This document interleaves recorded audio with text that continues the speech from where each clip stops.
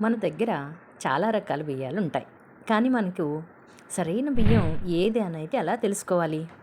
మొదటగా బియ్యం గింజలు సమానంగా ఉన్నాయా లేదా అని చూడాలి. చిన్న చిన్నగా విరిగిపోయి ఎక్కువగా ఉన్నాయనుకోండి, అది మంచి క్వాలిటీ కాదని అర్థం. రెండోది, బియ్యం చేతిలోకి తీసుకుంటే పొడి పొడిగా తేలిగ్గా ఉండాలి. బరువుగా ఉంటే అది కొత్త బియ్యం అయ్యే అవకాశం ఉంటుంది. వాటి వల్ల అన్నం అంతా వండిన తర్వాత సుద్దసుద్దగా అయిపోతుంది. మూడవది, వండిన తర్వాత అన్నం గింజ గింజగా అతుక్కోకుండా ఉండాలి. అదే మంచి బియ్యం యొక్క లక్షణం. ఇలా చిన్న చిన్న విషయాలు గమనిస్తే మన కుటుంబానికి సరైన బియ్యం ఎంచుకోవచ్చండి. మా ఈశాన్య రైస్లో క్వాలిటీ ప్రమాణాలు చూసుకొని మీకు మంచి బియ్యాన్ని మాత్రమే అందిస్తాం. ఒక్కసారి మా ఈశాన్య రైస్ బియ్యాన్ని తప్పకుండా ఆర్డర్ చేసి ట్రై చేయండి.